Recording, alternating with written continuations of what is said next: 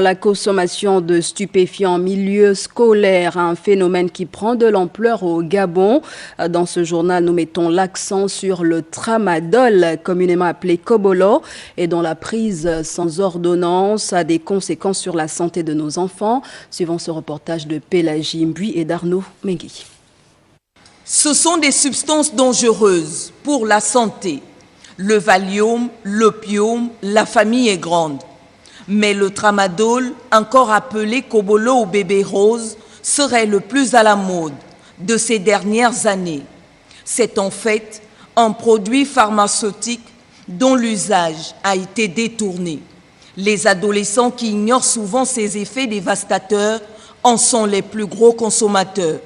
Et chaque jour un peu plus, le phénomène inquiète dans nos collèges et lycées. Le tramadol est un antidouleur qui agit au niveau du cerveau, qui va commander au corps de ne plus ressentir cette douleur. Il n'existe pas de parent d'élève, de chef d'établissement qui ne vit pas cette situation, soit à l'intérieur de la cellule familiale ou à l'intérieur de l'établissement ou à l'extérieur. Il est facile d'identifier un élève ou un enfant ou un adulte qui a consommé ce tramadol, ce kobolo, par son faciès, par son visage. Il commence d'abord par un air radieux. Il ressemble à quelqu'un qui vient de consommer de l'alcool ou de la drogue classique. Et par la suite, il a un caractère parfois violent. Le discours est violent et qui s'accompagne aussi des actes violents. Au début, c'est pour se rapprocher de ses amis, de découvrir ou de s'exprimer.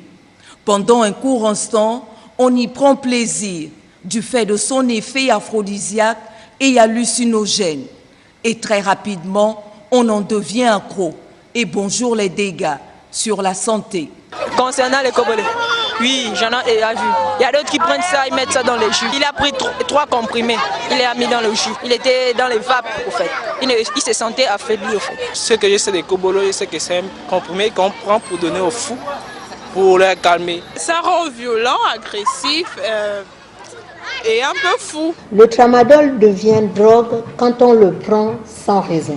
C'est que son action va aller dans le cerveau là-bas.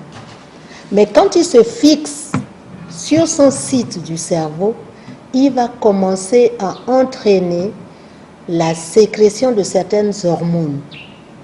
Les hormones du plaisir, les hormones du bonheur, les hormones du bien-être.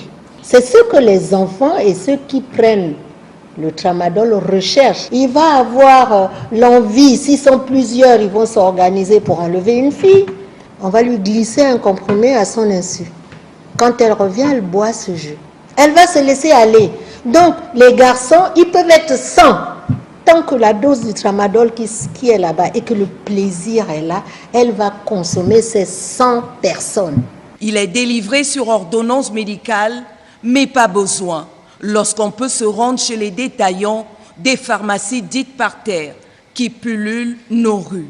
Le tramadol que vous trouvez dans les pharmacies par terre, il ne s'approvisionne pas chez nous, parce que nous-mêmes, nous sommes contre. Parce qu'eux, ils ne sont pas des professionnels. Si jamais on arrive à prouver qu'un pharmacien a vendu du tramadol sans ordonnance et que c'est prouvé que ça vient de telle pharmacie, ce pharmacien-là peut aller en taule. Cette année 2017, nous avons saisi près de 5 952 comprimés de tramadol. Vous voyez que c'est un phénomène qui prend de l'ampleur. Sur ces surfaces spécialisées, dont la contrefaçon, 100 ou 250 francs CFA seulement suffisent à l'usager pour s'en procurer, quand il faut débourser entre 4 et 6 000 francs CFA dans les officines. C'est le parquet qui a l'opportunité de poursuivre nos établissons nos procédures, nous les déférons au parquet, quitte à eux de prendre les dispositions qui s'imposent. Nous avons aussi de plus en plus des familles monoparentales, gérées surtout par les femmes. Vous savez, la femme n'a pas l'autorité masculine. Et donc, quand vous discutez, c'est ce qui ressort souvent. Ça pose des problèmes. L'éducation revient d'abord à la famille. Il faudrait que nous revenons aux fondamentaux, qui ont fait de nous des adultes responsables que nous sommes aujourd'hui. Face à l'ampleur des dégâts, la question centrale de la responsabilité de tous les acteurs se pose pour intensifier la lutte. Parents, enseignants et gouvernements sont interpellés.